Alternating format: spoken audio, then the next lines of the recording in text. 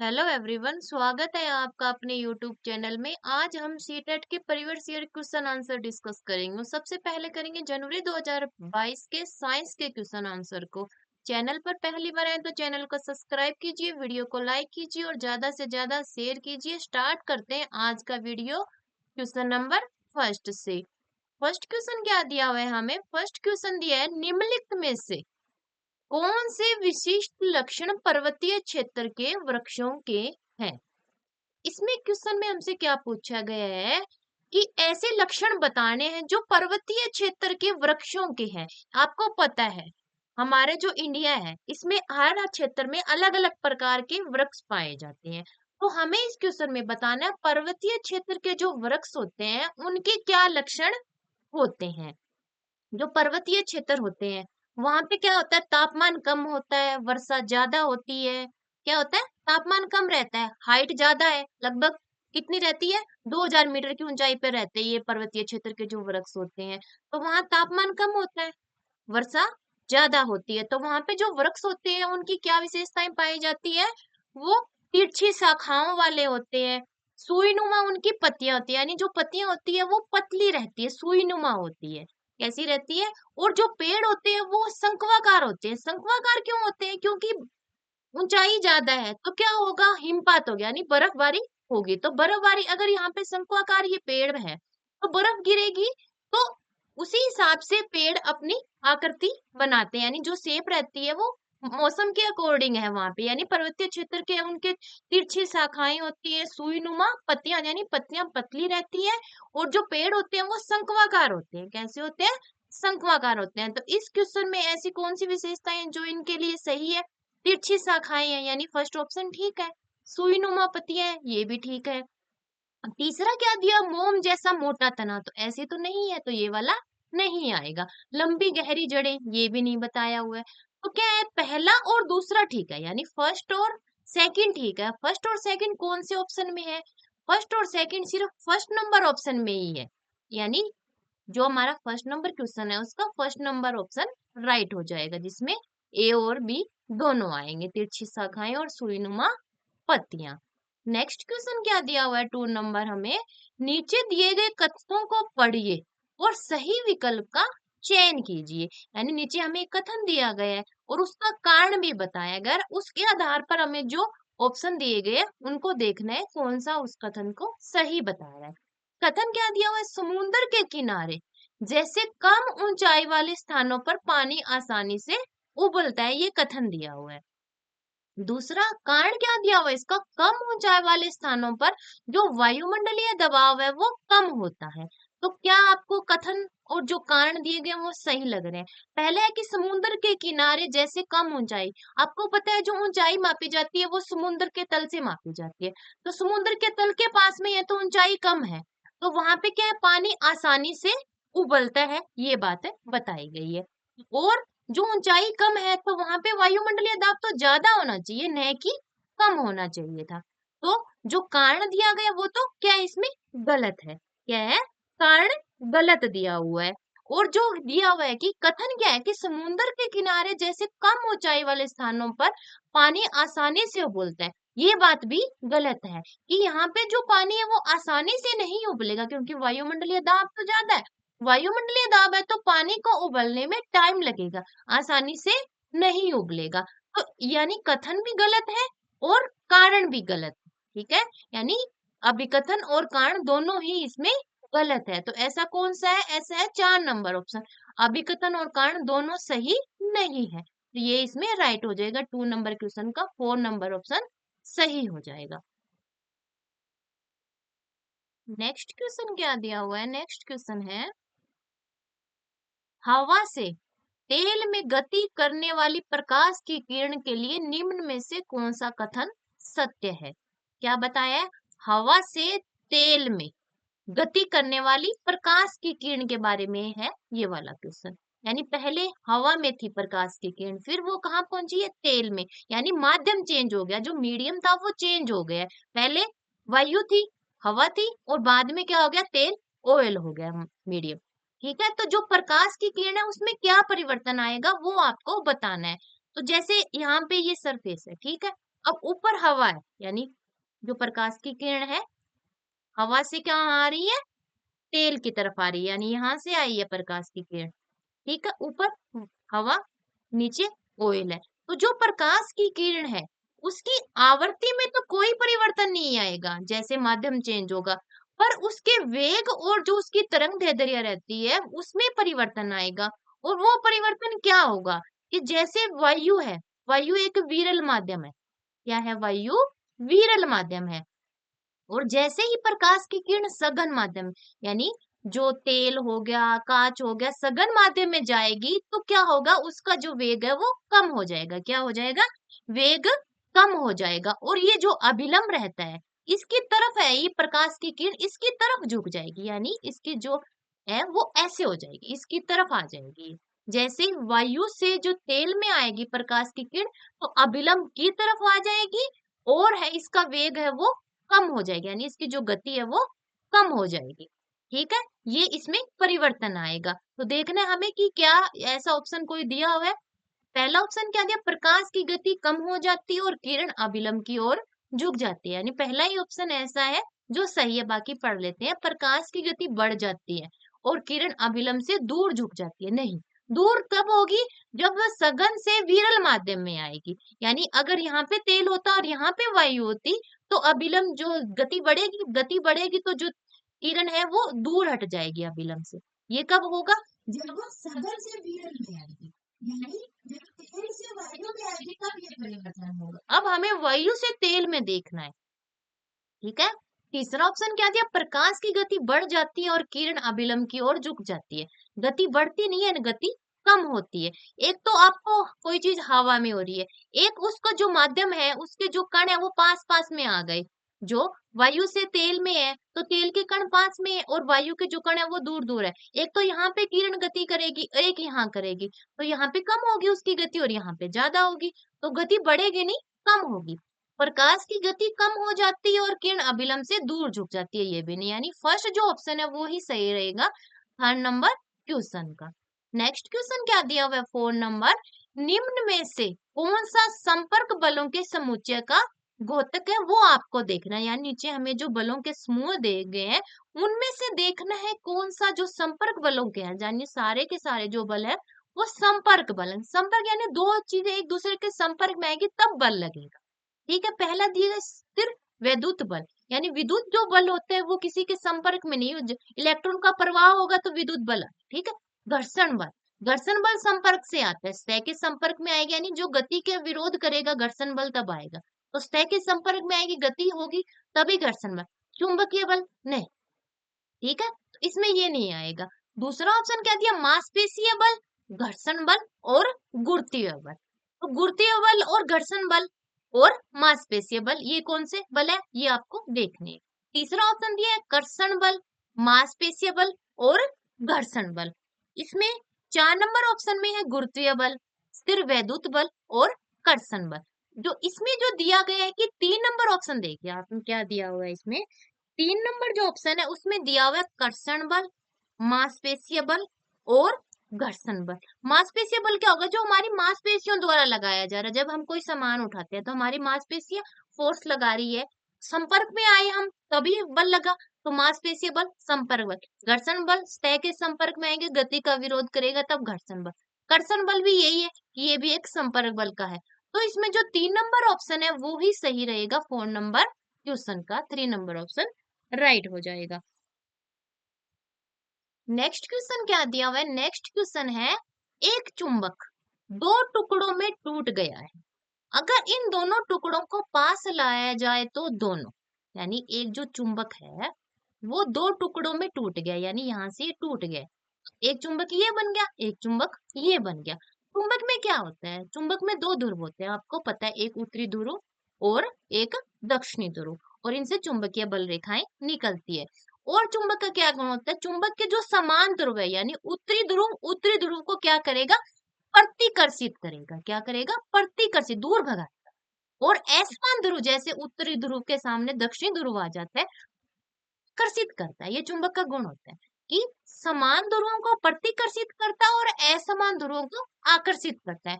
तो चुंबक का टुकड़ा टूटा, हमें नहीं पता कौन सा ध्रुव कहाँ बना। ऐसे जैसे हम चुंबक को लाएंगे, अगर वो दूर भगा रहे हैं तो मतलब वो असमान ध्रुव है, अगर वो एक दूसरे को खींच रहे हैं तो असमान ध्रुव, अगर वो दूसरे को दूर भगा रहे हैं तो समान ध्रुव है। हमें पता नहीं है कौन सा ध्रुव कहाँ बना, तो ये बात है, जब हम उसको पास में लाएंगे तभी पता चलेगा कि कौन सा ध्रुव। तो वो आकर्षित भी कर सकते हैं और प्रतिकर्षित भी कर सकते हैं, ये बात इससे स्पष्ट हो रही है। तो पहला ऑप्शन क्या दिया, एक दूसरे को आकर्षित करेंगे, हमें नहीं पता कि वो आकर्षित करेंगे। ध्रुव अगर असमान है तो आकर्षित करेंगे और समान है तो प्रतिकर्षित करेंगे। एक दूसरे को प्रतिकर्षित करेंगे ये भी नहीं पता है, आकर्षित करेंगे या प्रतिकर्षित करेंगे, न आकर्षित करेंगे और न प्रतिकर्षित, ये बात गलत है। या तो आकर्षित करेंगे या प्रतिकर्षित करेंगे, एक काम तो करें ही करेंगे। कौन सा ऑप्शन सही रहेगा 5 नंबर क्वेश्चन का? 5 नंबर क्वेश्चन का जो 3rd नंबर ऑप्शन है वो सही रहेगा। ठीक है, नेक्स्ट क्वेश्चन क्या दिया हुआ है? नेक्स्ट 6 नंबर क्वेश्चन है हमारे पास में। कक्षा में एक प्रयोग के दौरान, कक्षा में एक प्रयोग के दौरान एक शिक्षक ने दो वस्तुओं को लेकर उन्हें पानी में डुबो दिया। उसने कमानीदार तुलना का प्रयोग करके पाठ्यांकों को निम्न प्रकार से रिकॉर्ड किया।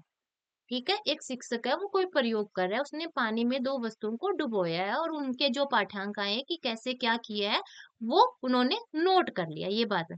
पहली वस्तु है ए, ठीक है, वायु में पत्थर का जो भार था वो 92 है, यानी जो वस्तु उसने ली है उसका जो भार था वो 92 न्यूटन है, न्यूटन में दिया हुआ है भार, क्योंकि भार की जो यूनिट होती है वो न्यूटन होती है। ठीक है, अब पानी में पत्थर का, यानी पहले वायु में जो पत्थर का भार था और पानी में जो पत्थर का भार था उसने एक्स लिख दिया, यानी हमें बताना है कि एक्स क्या आएगा। ठीक है, फिर विस्थापित तरल का भार न्यूटन में वो लिखा है 16, क्या लिखा है 16 लिखा है। फिर वस्तु पर लगने वाला उत्प्लावन बल वो भी न्यूटन में है और वो y लिख दिया। तो हमें क्या फाइंड करना है, जो x और y है वस्तु a के लिए वो फाइंड करना है। दूसरी जो वस्तु ली उसने b ली है, उसका जो भार है वो हमें नहीं पता है, q दे दिया। ठीक है, अब वस्तु का भार पानी में और वो है 70 न्यूटन। ठीक है, फिर विस्थापित तरल का जो भार है वो z हमें नहीं पता है और उस पर लगने वाला जो उत्प्लावन बल है वो 10 न्यूटन दिया हुआ है। तो इससे हम क्या करेंगे, एक तो आप देखिए कोई वस्तु है उसका जो भार दिया हुआ है वो दिया हुआ है 92 न्यूटन, ए के बारे में बात कर रहे हैं। ठीक है, अब इस वस्तु को पानी में डाला है, तो इस वस्तु ने जो पानी में डालेगी तो ये पानी को हटाएगी अपना जगह वहां पे बनाने के लिए। तो जितना पानी ये हटाएगी, जितना पानी ये हटाएगी उतना ही बल इस पे लगेगा, उसको बोलते हैं उत्प्लावन। हटाया गया द्रव है वो जो भार लगाता है उसको उत्प्लावन बल बोलते हैं। तो विस्थापित तरल का जो भार है वो हमें दिया गया है 16, कितना दिया गया है 16, यानी इसने 16 न्यूटन भार का जो द्रव है वो हटाया है। क्या हटाया है, 16 न्यूटन का जो भार का जो द्रव है वो इसने हटा लिया। तो इतना ही इस पे फोर्स लगेगा, यानी जितना द्रव उसने हटाया वही तो उस पे फोर्स लगाएगा। तो यहाँ पे जो y की जगह क्या आ जाएगा, हमारा 16 आ जाएगा, 16 न्यूटन, इतना बल लगा है उस पे। अब क्या है, उसका भार था 92 न्यूटन। अब उसने अपने भार में यानी जब हम वस्तु को पानी में डालते हैं तो थोड़ी हल्की सी महसूस होती है हमें। हल्की कितनी महसूस होगी, जितना उसने द्रव हटाया है, यानी जितना उसने द्रव उठाया उसकी उतनी बार में कमी आ जाएगी। तो अगर हम 92 में से 16 को माइनस कर देंगे तो उसका पानी में क्या आ जाएगा, बाहर आ जाएगा, वो आ जाएगा न्यूटन में, वो आ जाएगा 76 हमारा। कितना आ जाएगा 76, क्योंकि 92 में से अगर हम 16 को माइनस करेंगे तो क्या आ जाएगा 76 न्यूटन है, यानी x का पता चल गया हमें और y का पता चल गया। ठीक है, अब देखते हैं क्यू के। ठीक है, अब देखते हैं क्यू कितना आएगा, कि पानी में दे दिया वस्तु v का भार 70 है, उस पर लगने वाला उत्प्लावन बल दे दिया 10 न्यूटन का, कि उस पर जो बल लग रहा है उत्प्लावन उतना ही उसने द्रव हटाया है, यानी z की जगह 10 आएगा मान, z की जगह 10 न्यूटन आ जाएगा। और इतना उसके भार में कमी आई है वो भी 10 की आई है, तो 70 में अगर हम 10 ऐड कर देंगे तो उस वस्तु का टोटल भार आ जाएगा, यानी 80 आ जाएगा। तो देखिए x की जगह 76 आ गया, y की जगह 16 आ गया, q की जगह 86 आ गया, और जेड की जगह 10 आ गए। ऐसा ऑप्शन देखिए कौन सा है जिसमें ये सब दिए हुए हैं हमें। तो x की जगह 76 दिया हुआ है हमें सी और डी नंबर ऑप्शन में। ठीक है, अब देखते हैं y की जगह 16, वो भी दोनों में दिया हुआ है। अब देखते हैं z के इक्वल आया है हमारा 10, z के इक्वल कितना आया 10, तो वो है सिर्फ 3 नंबर ऑप्शन में। तो ये इसमें राइट हो जाएगा, जो सी नंबर ऑप्शन है वो सही हो जाएगा 6 नंबर क्वेश्चन का थर्ड नंबर ऑप्शन। ठीक है, नेक्स्ट क्वेश्चन क्या दिया हुआ है, नेक्स्ट क्वेश्चन है 7 नंबर। निम्नलिखित कथनों पर विचार कीजिए तथा सही कथनों को चुनिए। कथन क्या दिया हुआ है, पहला कथन S1 दिया हुआ में, उगता हुआ सूर्य प्रत्येक मौसम में दिशा निर्धारित करने का मार्गदर्शक नहीं माना जाता। दूसरा है S2, सूर्योदय का बिंदु निरंतर बदलता रहता है। तीसरा दिया हुआ है कथन, ग्रीष्म अयनात के दौरान सूर्योदय का बिंदु उत्तर दिशा की ओर खिसक जाता है। 4 नंबर जो कथन है वो दिया हुआ है, शीतकालीन अयनात के दौरान सूर्योदय का बिंदु दक्षिण दिशा की ओर खींच जाता है। शीतकालीन जब हमारी सर्दी का मौसम होता है, ग्रीष्म जब गर्मी का मौसम होता है। तो सूर्योदय आपको पता है पूर्व दिशा में होता है, पश्चिम में अस्त होता है। ठीक है, तो इससे हम दिशा का पता लगाते हैं। क्या करते हैं, इससे हम दिशा का पता, जहां सूर्योदय होगा वहां पूर्व दिशा और जहां अस्त होगा वह पश्चिम दिशा। पर हर जगह के हिसाब से जो सूर्योदय का टाइम है वो अलग अलग रहता है। एक जगह निश्चित, जहां पूर्व जो हमारे पूर्वी जो राज्य हैं वहां पे सूर्योदय जल्दी हो जाता है। ठीक है, बाकी राज्यों की अपेक्षा है तो सूर्योदय का टाइम है वो अलग अलग हो गया सबके लिए। ठीक है, तो उगता हुआ सूर्य प्रत्येक मौसम में क्या होता है, दिशा निर्धारित करने का मार्गदर्शक नहीं माना जाता। पहला कथन हमें ये दिया गया। और दूसरा कथन क्या दिया गया हमें, दूसरा कथन दिया गया है कि सूर्योदय का बिंदु निरंतर बदलता रहता है। तो ये बात सही है, सबके लिए अलग अलग है, पूर्वी राज्यों के लिए अलग है, बाकी के लिए अलग है, तो निरंतर बदल रहा है। ठीक है, तो ये तो एक सही कथन है। पहला कथन क्या, उगता हुआ सूर्य प्रत्येक मौसम में दिशा निर्धारित करने का मार्गदर्शक नहीं माना जाता। जैसे बारिश के मौसम में, शीतकाल में सूर्योदय का जो मौसम है हमारे, जो बारिश का मौसम और शीतकाल में, वहां पे जो सूर्य का उगना है वो हर दिशा को नहीं बता रहा है। तो जो S1 और जो S2 है वो दोनों सही है, S3 और S4 के बजाय। S1 और S2 कौन से हैं, बी नंबर पॉइंट में दिए हुए हैं जो सही है। तो 7 का जो 2 नंबर ऑप्शन है वो राइट हो जाएगा हमारा। 8 नंबर क्वेश्चन क्या दिया है, 3 परख नलियां ए बी सी है तथा सभी में बराबर आयतन तथा सांद्रता वाले रंगहीन तरल पदार्थ है। यानी 3 परख नलियां ली है, उनमें समान आयतन और सांद्रता वाले रंगहीन, यानी जिनका कोई रंग नहीं है, तरल पदार्थ भरे गए हैं। तीनों परख नलियों में एक बूंद फिनोफ्थेलिन की डाली जाती है। अवलोकन किया गया कि परख नली ए तथा बी रंगहीन रहती है, जबकि परख नली सी का जो रंग है गुलाबी हो जाता है। जब परख नली सी के इस गुलाबी घोल को ए तथा बी में डाला गया तो देखा गया कि ए रंगहीन ही रहता है किंतु बी गुलाबी रंग ले लेता है। निम्न में से कौन सा निष्कर्ष सही है, यानी जो ऊपर हमें दिया गया है पैराग्राफ, इसको पढ़ के हमें देखना है कि ए बी सी में क्या है, क्या एसिड है या स्ट्रोंग एसिड है, स्ट्रोंग बेस है या वीक एसिड या वीक बेस है, वो हमें देखना है। तो जैसे ए बी सी में डाला गया रंगहीन पदार्थ डाला गया, हमें नहीं पता है वो स्ट्रोंग एसिड है या बेस है। ठीक है, पर जैसे हम उसमें फिनोफ्थिलिन की बूंदे डालते हैं तो जो सी वाली परख नली है वो गुलाबी रंग देती है। तो इसका क्या मतलब हुआ कि सी जो परख नली है उसमें क्या था, स्ट्रोंग बेस था। क्या था उसमें, स्ट्रोंग बेस था। ऐसा क्यों, क्योंकि जो बेस होता है स्ट्रोंग बेस वो फिनोफ्थेलिन के साथ गुलाबी रंग देता है, तो इसमें गुलाबी ही बताया हमें, गुलाबी घोल हो जाता है। ठीक है, तो सी का तो पता चल गया क्या, स्ट्रोंग बेस है। अब जो सी वाला जो घोल था उसको ए बी में डाला गया, पहले इसमें कोई परिवर्तन नहीं आया, जब ए और बी उसमें फिनोफ्थेलिन की बूंदे डाली गई थी ए और बी में। पर जैसे सी जो गुलाबी हो गया उसको बी और ए में डाला जाता है तो ए तो वैसा ही रहता है, यानी उसमें कोई परिवर्तन नहीं आता, पर बी है वो क्या हो जाता है, गुलाबी हो जाता है। ऐसा क्यों, क्योंकि जो बी है वो वीक एसिड है। क्या है वो, वीक एसिड है, न कि स्ट्रॉन्ग एसिड है। तो ए में क्या पता चला, ए में स्ट्रोंग एसिड पता चला, जिसने कोई परिवर्तन या जैसा था वैसा ही रहा, उसके रंग में कोई परिवर्तन नहीं है, यानी ए में स्ट्रॉन्ग एसिड है, बी में वीक एसिड है, और जो सी है उसमें क्या है, उसमें है स्ट्रॉन्ग बेस।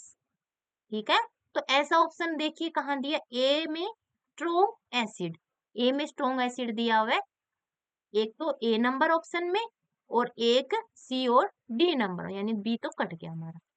ठीक है, अब बी में स्ट्रॉन्ग बेस ना होके वीक एसिड है, तो वीक एसिड है हमारा सी और डी में। अब बच गया सी और डी हमारा।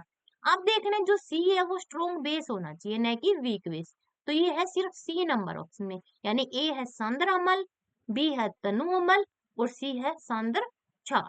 ठीक है, सांद्र का मतलब हो गया स्ट्रॉन्ग, तनु का मतलब हो गया वीक। ठीक है, तो 8 नंबर का थर्ड नंबर ऑप्शन राइट रहेगा। ठीक है, नेक्स्ट क्वेश्चन देखते हैं, 9 नंबर क्या दिया हुआ है हमें, 9 नंबर क्वेश्चन है,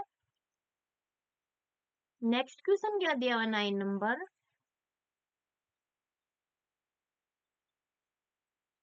निम्नलिखित में से कौन सा युग्म एसिड बेस इंडिकेटर अम्ल क्षार संकेतक के रूप में उपयोग में लाया जा सकता है, यानी नीचे जो ऑप्शन दिए गए हैं उनमें से हमें देखना है कि कौन सा हमें ये बताएगा कि ये एसिड है या ये बेस है, वो इंडेक्स करेगा। ठीक है, संकेतक के रूप में काम करेगा। पहला दिया लाल बंद गोभी का पत्ता और हल्दी, दूसरा है नमक और हल्दी, तीसरा है केले की पत्तियां और बंद गोभी की पत्तियां, तीस चार पे दिया नींबू का रस और हल्दी। इसमें जो ए नंबर ऑप्शन है कि लाल बंद गोभी का पत्ता और हल्दी, जो लाल बंद गोभी का पत्ता होता है वो क्या करता है हमारा, वो अम्लीय विलयन को क्या कर देता है, गहरा गुलाबी कर दे, यानी जब लाल बंद गोभी के पत्ते के पास में कोई अम्ल आएगा तो उसको डार्क वाला गुलाबी बना देगा। ठीक है, और जैसे ही उसके संपर्क में कोई बेस आएगा, क्षार आएगा, तो उसको हरा कर देगा।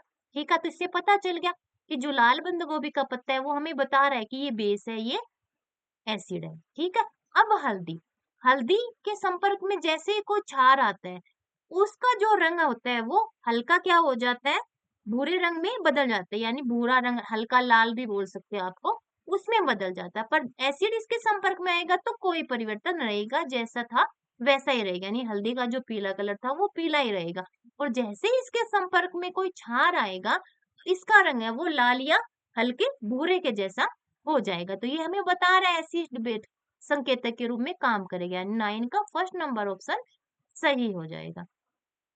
10 नंबर क्वेश्चन क्या दिया, रीता किसी पात्र में अचार रखना चाहती है, इसके लिए सबसे अच्छा पात्र कौन सा हो सकता है, यानी रीता पात्र में अचार रखना चाहती है तो वो किस प्रकार का पात्र ले जिसमें अचार सुरक्षित रहे, क्या एल्यूमिनियम का, कांच का, तांबा या पीतल का। ठीक है, तो अगर वो कांच का पात्र लेगी तो कांच है वो अचार के साथ जो उसके जो लवण है उसमें एसिड जो बेस है उसके साथ कोई क्रिया नहीं करेगा, यानी कांच है अचार के जो उसके जो लवण थे उसके साथ कोई क्रिया नहीं करेगा, यानी अचार सुरक्षित रहेगा। पर बाकी जो एल्यूमिनियम है, तांबा है, पीतल है, वो क्रिया कर सकते हैं। तो किस में रखना चाहिए रीता को अचार, कांच के पात्र में रखना चाहिए। ठीक है, तो 10 का 2 नंबर जो ऑप्शन है वो सही रहेगा। 11 नंबर क्वेश्चन क्या दिया हुआ है, 11 नंबर क्वेश्चन है, एक पदार्थ एम को चम्मच में गर्म करके तुरंत एक गैस के मर्तबान में रख कर ढक दिया गया है, थोड़ी मात्रा में पानी मर्तबान में डाला गया और घोल का नीले लिटमस पेपर से परीक्षण किया गया है, यानी उस घोल में नीला लिटमस पेपर डाला गया है, कागज का रंग लाल हो गया, पदार्थ एम निम्न में से कौन सा हो सकता है, वो हमें बताना है, क्या वो सोडियम है, एल्यूमिनियम है, मैग्नीशियम है या सल्फर है, यानी एम को बताना है, एम क्या है।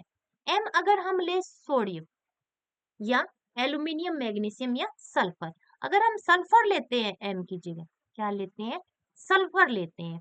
अब क्या किया, सल्फर को तुरंत एक गैस के मर्तबान में रखकर ढक दिया गया, यानी एम को चम्मच में गर्म करके तुरंत एक गैस के मर्तबान में रखकर ढक दिया जाता है, क्या रख दिया जाता है, ढक दिया जाता है।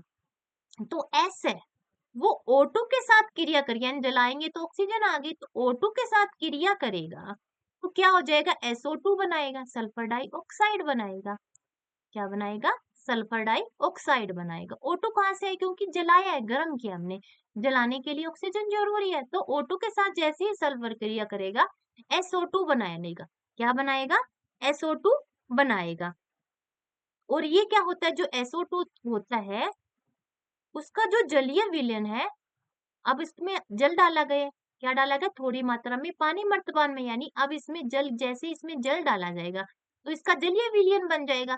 और ये इसका जो जलीय विलयन होता है वो अम्लीय प्रकृति का होता है, यानी SO2 का जो जलीय विलयन होता है वो अम्लीय प्रकृति का होता है। अब जैसे ही इसमें नीला लिटमस पेपर डाला गया तो क्या हो गया? उसका कलर चेंज हो गया। तो आपको पता है अम्ल है वो नीले लिटमस पत्थर को लाल कर देता है, तो ये बात सही है। तो M क्या निकला हमारा? सल्फर निकला। M क्या निकला? सल्फर निकला। तो डी नंबर ऑप्शन राइट हो जाएगा 11 नंबर क्वेश्चन का। 12 नंबर क्वेश्चन क्या दिया है? निम्नलिखित कथनों को पढ़िए और सही विकल्प का चयन कीजिए। कथन क्या दिया हुआ है? सेलुलोज युक्त खाद्य पदार्थ मानवों के लिए रुक्षांश का अच्छा स्रोत है। इसका कारण क्या दिया हुआ? R1 पाचन के दौरान सेलुलोज अवशोषित होकर रेशों में परिवर्तित हो जाता है। कारण दो क्या दिया हुआ है? सेलुलोज का पाचन करने वाले बैक्टीरिया सेलुलोज को रेशों में बदल देते हैं। अब आपको देखना है कि कौन सा इसमें सही है और कौन सा इसमें सही नहीं है। इसमें जो दिया हुआ है कि जो कथन दिया हुआ है सेलुलोज युक्त खाद्य पदार्थ मानवों के लिए रुक्षांश का अच्छा स्रोत है, ये बात है सही है। ये जो सेलुलोज युक्त खाद्य पदार्थ है वो रुक्षांश का अच्छा स्रोत है, यानी फाइबर होता है उनके अंदर। पर मानव के अंदर सेलुलोज पचाने वाला एंजाइम नहीं होता। ठीक है, क्या नहीं होता? मानव सेलुलोज को पाचित नहीं कर सकता। उसके अंदर अक्षांश तो होता है, फाइबर तो होते हैं, पर मानव उसको पाचित नहीं कर सकता। अब कारण क्या दिया? पाचन के दौरान सेलुलोज अवशोषित होकर रेशों में परिवर्तित हो जाता है, तो ये बात भी सही है कि सेलुलोज अवशोषित होकर रेशों में परिवर्तित हो। और सेलुलोज क्या हेल्प करता है? सेलुलोज है वो भोजन को आगे बढ़ाने में मदद करता है, यानी जैसे हम भोजन ग्रहण करते हैं उसको एक स्थान से दूसरे स्थान पे, यानी उसकी जो क्रिया है कि जहाँ भोजन जाना चाहिए कहाँ उसका अवशोषित होगा, और क्या करता है? जो अपशिष्ट पदार्थ बच गया है जिनका कोई उपयोग नहीं है अब, उनको बाहर निकालने मल के रूप में, वहां पे भी सेलुलोज है वो जो रुक्षांश है वो हेल्प करते हैं, फाइबर हमारे। ठीक है, तो इसमें क्या दिया हुआ है कि कथन भी ठीक है और कारण ए भी ठीक है, यानी R1 भी ठीक है, पर R2 सही नहीं है। तो ऐसा ऑप्शन कौन सा है इसमें? ए सही है और R1 ए की सही व्याख्या करता है, ये इसमें सही हो जाएगा। 12 का फर्स्ट नंबर ऑप्शन ही राइट हो जाएगा। 13 नंबर क्वेश्चन क्या दिया हुआ है? 13 नंबर क्वेश्चन है, क्या दिया हुआ क्वेश्चन? निम्नलिखित में से किसमें कोई एंजाइम नहीं होता, वो आपको बताना है। पितरस में, अग्नाशय रस में, अमाशय रस में और लसिका रस में किसमें कोई एंजाइम नहीं होता, वो आपको बताना है। तो आपको पता है अग्नाशय जो रस होता है उसमें क्या होता है? एंजाइम पाए जाते हैं। कौन से? ट्रिप्सिन, इमाइलेज और लाइपेज, यानी 3 एंजाइम पाए जाते हैं अग्नाशय रस में। और अमाशय जो रस होता है उसमें भी एंजाइम पाए जाते हैं। कौन से? पेप्सिन, रेनिन और लाइपेज, इसमें भी 3 एंजाइम पाए जाते हैं। और जो लसिका रस है हमारा, यह कोशिकाओं को क्या करता है? पोषक तत्व जैसे हार्मोन्स तथा एंजाइम आदि को इधर उधर पहुंचाने में हेल्प करता है लसिका रस। पर जो पित्त रस है इसमें किसी प्रकार का कोई एंजाइम नहीं पाया जाता है, यानी फर्स्ट नंबर जो ऑप्शन है वो 13 का राइट रहेगा। यही हमें बताना है कि जिसमें कोई एंजाइम नहीं पाया जाता। अग्नाशय रस में भी 3 पाए जाते हैं, अमाशय रस में भी। पर जो लसिका रस है वो हार्मोन्स को और एंजाइम को क्या करता है? एक स्थान से दूसरे स्थान पर पहुंचाने में हेल्प करता है। और पित्त रस में किसी प्रकार का कोई एंजाइम नहीं पाया जाता। 13 का फर्स्ट ऑप्शन राइट हो जाएगा। 14 नंबर क्वेश्चन क्या दिया हुआ? 14 नंबर क्वेश्चन है, दो पात्र ए और बी में क्रम से 0 डिग्री सेल्सियस पर 50 ग्राम बर्फ और 0 डिग्री सेल्सियस पर 15 ग्राम पानी है। यदि दोनों पात्रों को फ्रिज में रखकर उसमें संतुलन प्रदान करने दिया जाए तो निम्नलिखित में से कौन सा कथन सत्य होगा? यानी एक तो क्या लिया हमने? बर्फ ली है, और एक क्या लिया है? पानी लिया है, और दोनों पात्रों को फ्रिज में रखा है और उसमें संतुलन, यानी दोनों का जो संतुलन है जब उष्मा समान हो जाएगी दोनों में तब तक रखा गया है। और देखते हैं कि कौन ज्यादा ऊष्मा का क्या करेगा, उत्सर्जन करेगा, वो आपको इस क्वेश्चन में बताना है। पहला बी की अपेक्षा ए अधिक ऊष्मा खोएगा, दूसरा है ए की अपेक्षा बी अधिक ऊष्मा खोएगा, तीसरा है ए और बी दोनों समान ऊष्मा खोएंगे, चार है यह निर्धारित नहीं किया जा सकता कि कौन अधिक ऊष्मा खोएगा। तो इसमें जो पानी है वो अधिक ऊष्मा खोएगा, क्योंकि कि उसको क्या नीचे आने के लिए उसका जो टेम्परेचर है वो कम होने के लिए उसको ज्यादा उष्मा का उत्सर्जन करना पड़ेगा, इसकी बजाय बर्फ की बजाय। तो जो पानी है वो ज्यादा उष्मा खोएगा। क्या आ जाएगा 14 नंबर क्वेश्चन में, क्या आएगा, जो ए की अपेक्षा बी अधिक उष्मा खाए, यानी पानी अधिक उष्मा खोएगा। 2 नंबर ऑप्शन राइट रहेगा 14 का। 15 नंबर क्वेश्चन क्या दिया हुआ है, हमारे प्रभाव में कोहनी का जोड़ घर के दरवाजे के कब्जे की भांति चलता है, यह कौन सा जोड़ या संधि है, यानी हमारी जो कोहनी का जो जोड़ रहता है वो किस प्रकार का जोड़ है वो आपको बताना है। ठीक है, कंदुल या खली का संधि है, क्लिक या दुराग्रही संधि है, हिंज संधि है या स्थिर संधि है, किस प्रकार की संधि है वो आपको इस क्वेश्चन में बताना है, यानी किस प्रकार का जोड़ है। कोहनी की जो संधि रहती है यानी जो जोड़ रहता है वो किस प्रकार का रहता है, वो रहता है हिंद संधि जैसा। कैसा कि जो हिंद संधि है वो क्या होती है, उसको एक ही डायरेक्शन में मोड़ा जा सकता है, यानी कोहनी को हम आगे पीछे या तो आगे मोड़ सकते हैं या पीछे, एक ही डायरेक्शन में घुमाया जा सकता है, वो हिंज संधि यानी हिंज जॉइंट रहता है। अब जो खलिका संधि होती है वो क्या होती है, इसको क्या होता है ये, इसको सारी दिशाओं में यानी इधर उधर घुमाया जा सकता है, और ये किसमें पाई जाती है, हमारे जो कंधे की जो संधि होती है उसमें पाई जाती है, जो खली का ये संधि रहती है, जो सॉकेट जॉइंट।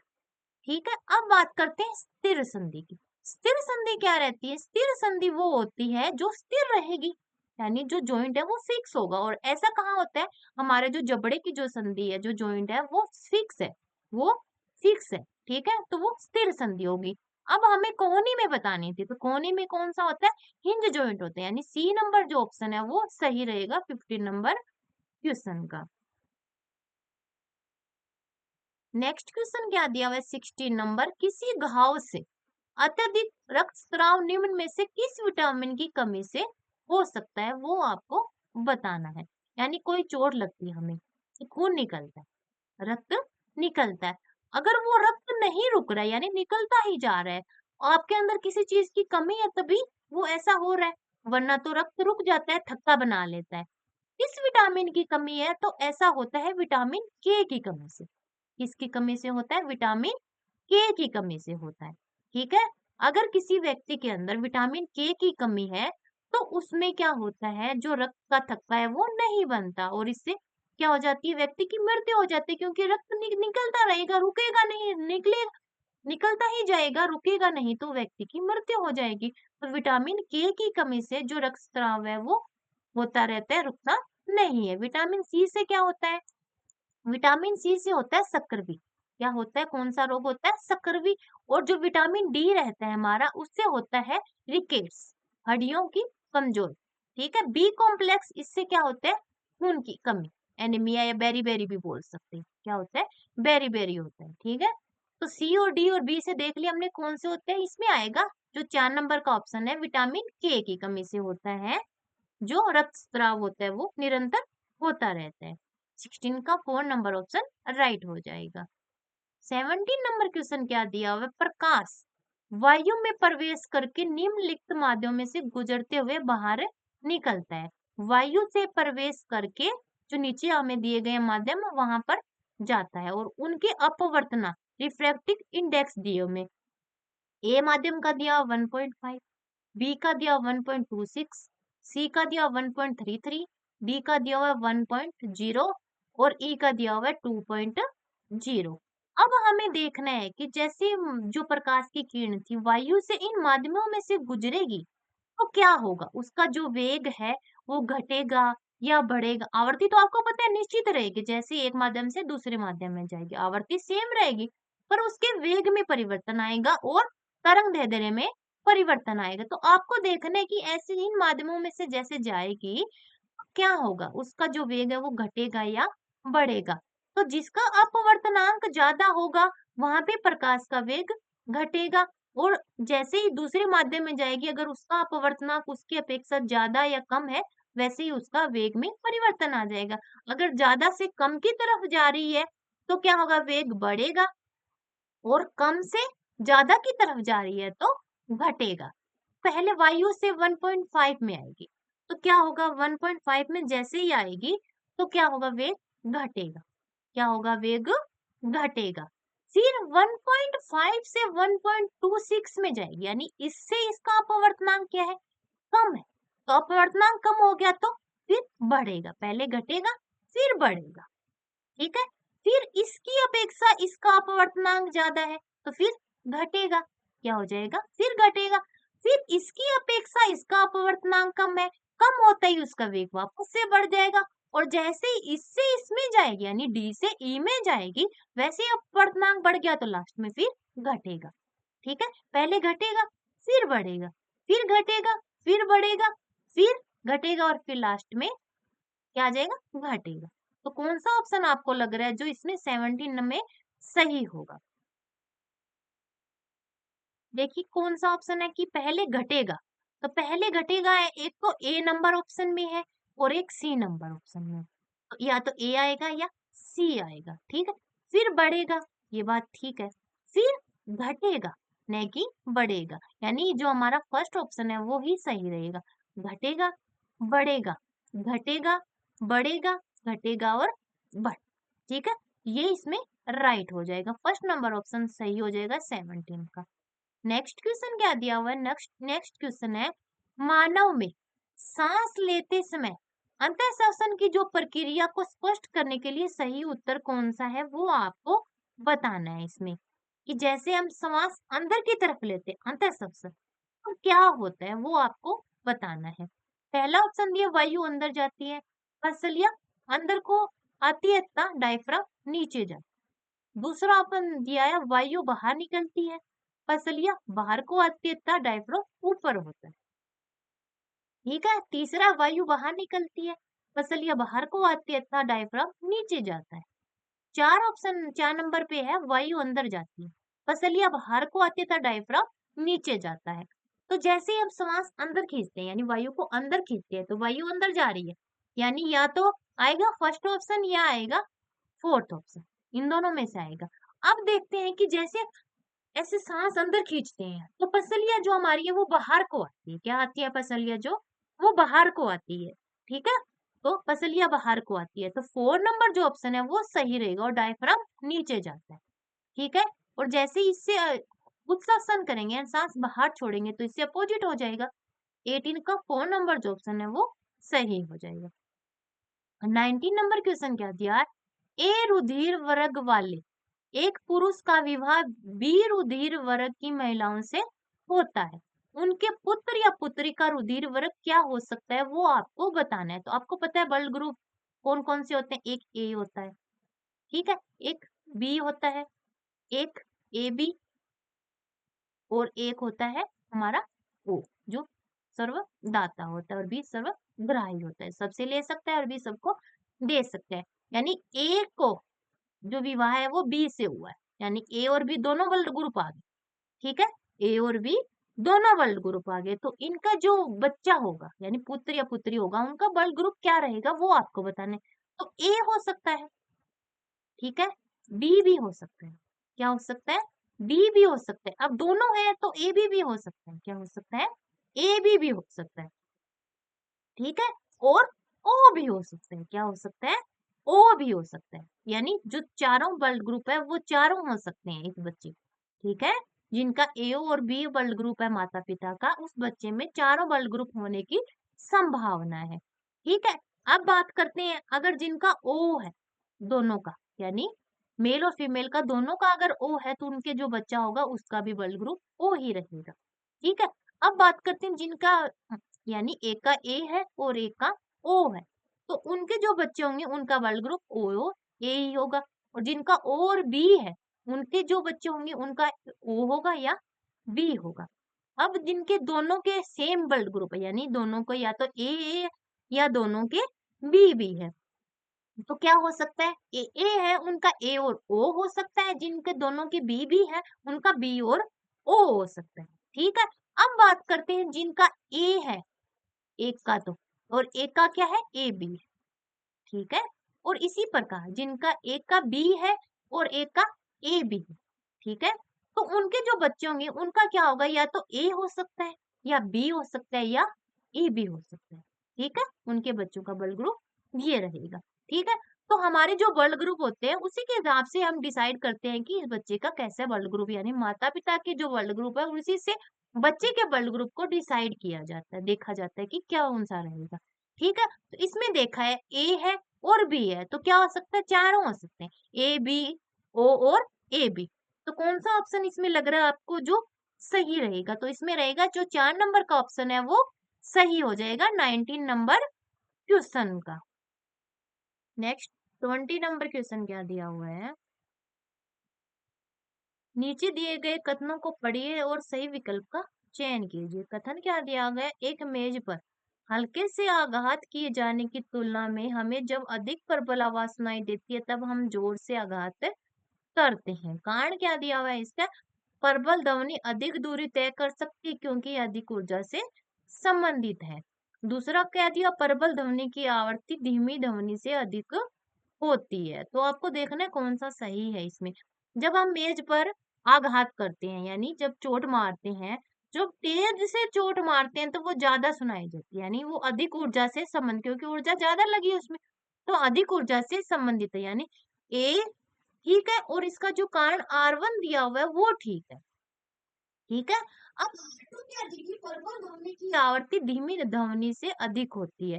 तो जो आवृत्ति है और जो ऊर्जा है वो एक दूसरे से संबंधित नहीं है, यानी आवृत्ति से संबंधित नहीं है, वो आयाम पर निर्भर करती है। किस पर, किस पे निर्भर करती है, आयाम पर निर्भर करेगी, यानी R1 तो ठीक है, R2 नहीं है, ए और R1 ठीक है। ऐसा ऑप्शन कौन सा दिया हुआ है हमें 20 नंबर क्वेश्चन में, ऐसा दिया हुआ है कि R1 सही है और ए की सही व्याख्या करता है। 3 नंबर ऑप्शन ऐसा है जो सही रहेगा 20 नंबर क्वेश्चन में। 21 नंबर क्वेश्चन क्या दिया हुआ है, राष्ट्रीय पाठ्यचर्या रूपरेखा 2005 ठीक है के अनुसार निम्न में से कौन सा उच्च प्राथमिक स्तर की विज्ञान शिक्षा का उद्देश्य नहीं है, वो आपको बताना है। पहला क्या दिया है, सैद्धांतिक सिद्धांतों की खोज सत्यापन के लिए योजनाबद्ध प्रयोगों का उपकरण के तौर पर उपयोग। दूसरा दिया है सुपरिचित अनुभवों के आधार पर विज्ञान की अवधारणाओं को सीखना। तीसरा दिया है सरल प्रौद्योगिकी इकाइयां और मॉडल हाथों द्वारा तैयार करना। चार दिया विज्ञान की अवधारणाओं को जानने के लिए क्रियाकलापों और प्रयोगों को करना।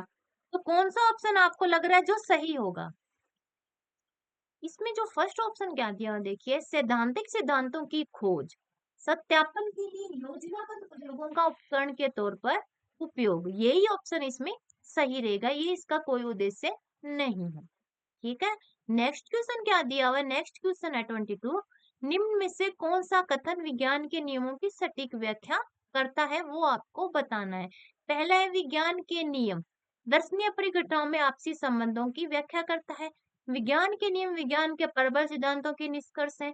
या 3 दिया विज्ञान के नियमों का स्तर वैज्ञानिक सिद्धांतों के स्तर से ऊंचा होता है। 4 दिया विज्ञान के नियमों की तुलना में विज्ञान के सिद्धांत विज्ञान के अधिक तर्क संगत निष्कर्ष है।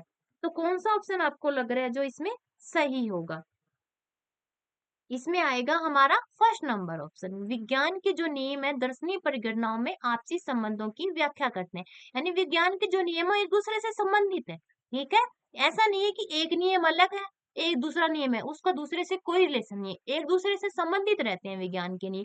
तो यही विज्ञान के नियमों की सही व्याख्या कर रहा है। 22 का फर्स्ट नंबर जो ऑप्शन है वो सही रहेगा।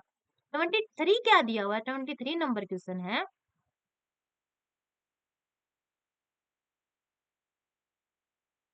एक शिक्षिका अपनी 7वीं कक्षा के छात्रों से निम्नलिखित प्रश्न पूछती है, कौन सा अधिक भारी है, 1 kg रुई या 1 kg लोहा।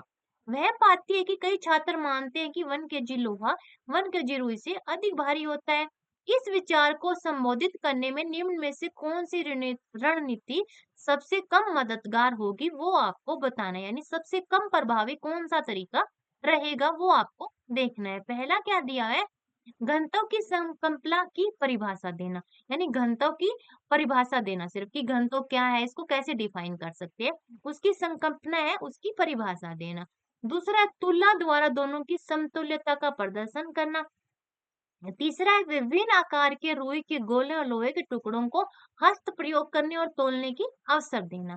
चार दिया भारीपन और घनत्व के बीच के अंतर की व्याख्या करना। इसमें जो परिभाषा वाला तरीका है वो एक सबसे कम कारगर रहेगा, कि जो परिभाषा देगा ठीक है, उससे बच्चा ठीक है पढ़ लेगा कि घनत्व क्या होता है, उससे उसको ये तो नहीं पता चला कौन सा भारी कौन सा हल्का, कुछ नहीं पता चला। तो ये जो तरीका है वो ही सबसे कम रहेगा। तुलना द्वारा हम मापेंगे तो बच्चा पता लगाएगा कि इसका इतना वेट है, इसका इतना वेट है। अगर उसको खुद से महसूस करने दिएगा, हाथों पे रखेंगे, तब भी बच्चा जान पाएगा। यानी ये जो क्रियाकलाप है वो सही रहेंगे, पर जो पहला ऑप्शन है वो कम कारगर होगा। 23 में फर्स्ट नंबर ऑप्शन राइट रहेगा। 24 नंबर क्वेश्चन क्या दिया हुआ है? 24 नंबर क्वेश्चन है, शोध बताते हैं कि बच्चे औपचारिक विज्ञान अध्ययन में ऐसे कई पूर्व विचार लेकर आते हैं जो वैज्ञानिक व्याख्याओं से मेल नहीं खाते। निम्नलिखित में से क्या विचारों के संदर्भ में सही नहीं है वो आपको बताना है। ये रोजमर्रा के अनुभव के आधार पर बनते हैं, ये आसानी से बदले जा सकते हैं। तीसरा, ये बच्चों के विद्यालय अधिगम पर प्रभाव डालते हैं। चार, वयस्क भी ये विचार रख सकते हैं। आपको देखना है कि कौन सा इसमें सही रहेगा। 24 में ऑप्शन क्या दिया, पहला दिया है, ये रोजमर्रा के अनुभव के आधार पर बनते हैं, यानी बच्चे के जो विचार आए हैं, उसने जो अनुभव किया, यानी अपने जीवन में उसने महसूस किया, उसको अनुभव किया, तभी तो उसके मन में कोई विचार आए। तो ये बात तो ठीक है, उसी से बनते हैं ऐसे विचार।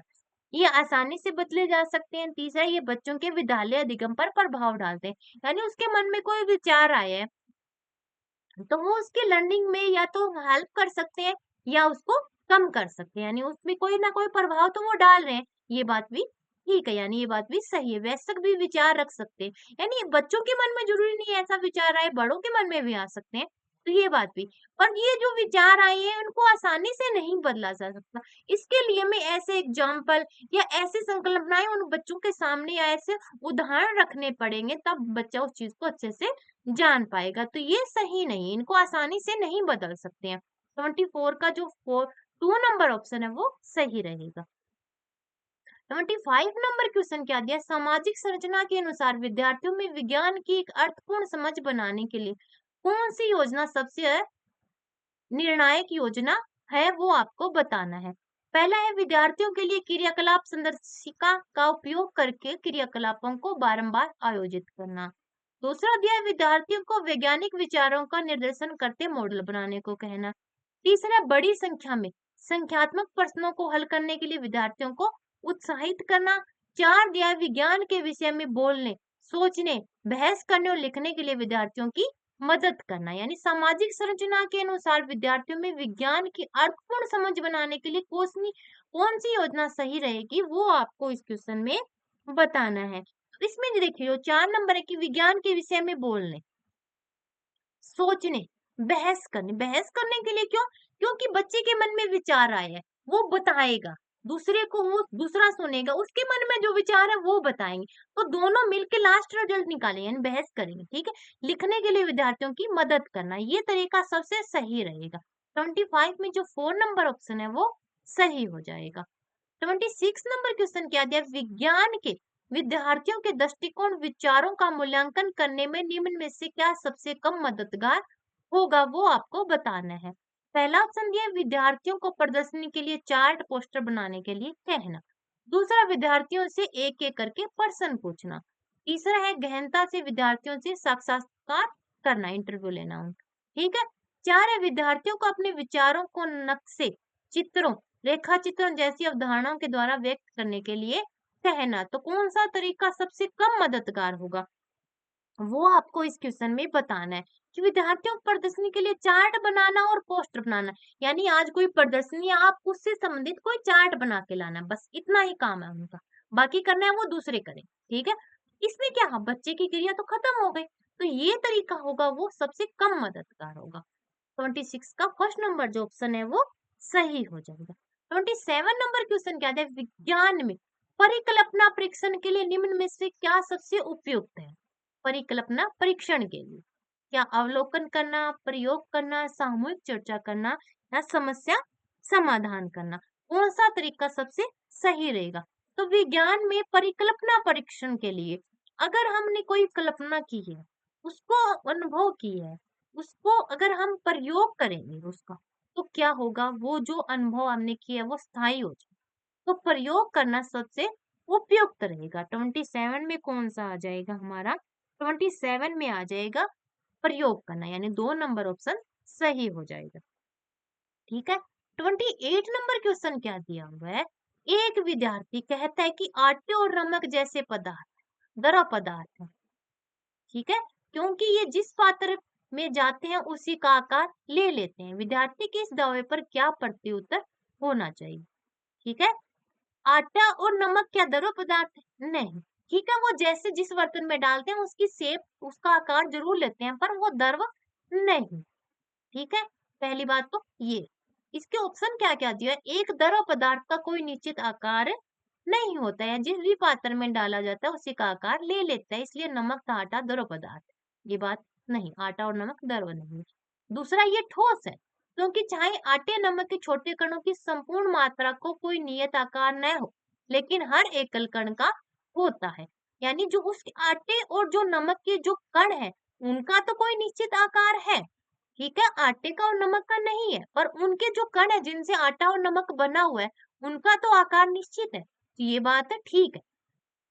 ठीक है, तीसरा ऑप्शन कह दिया, आटा और नमक द्रव पदार्थ नहीं है क्योंकि ये गीला करने का गुणधर्म नहीं दर्शाते, लेकिन ये तरल है क्योंकि ये बहते हैं। ये बात भी नहीं आएगी। ये बात तो आपको लग रहा है गलत ही है। चार के अंदर ठोस की परिभाषा अधूरी है क्योंकि यह आटा और नमक जैसे पदार्थों को समायोजित नहीं करता। तो कौन सा ऑप्शन आपको लग रहा है जो सही रहना चाहिए इस क्वेश्चन के हिसाब से? तो इसमें आएगा जो 2 नंबर का जो ऑप्शन है वो ही सही रहेगा। क्या रहेगा? 2 नंबर का जो ऑप्शन है ये ठोस है, क्योंकि चाहे आटे नमक का कोई आकार ना हो, पर उनके जो कण है उनका एक निश्चित आकार होता है। 28 का 2 नंबर ऑप्शन राइट रहेगा।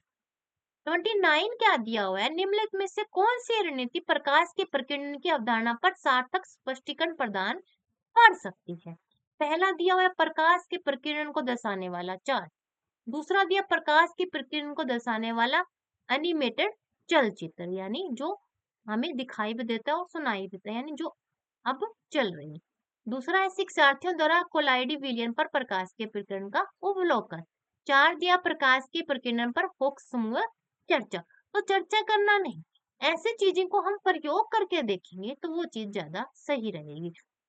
तो इसमें देखिए जो 3 नंबर का जो ऑप्शन है कि शिक्षार्थियों द्वारा कोलाइडी विलियन पर प्रकाश के प्रकीर्णन का अवलोकन, वो सबसे सही रहेगा 29 में। 29 में क्या आना चाहिए हमारा? Third number. 29 का क्या हो जाएगा? थर्ड नंबर ऑप्शन राइट हो जाएगा। और इसके साथ ही हमारा आज का वीडियो यहीं पे समाप्त होता है। मिलते हैं नेक्स्ट वीडियो में। धन्यवाद।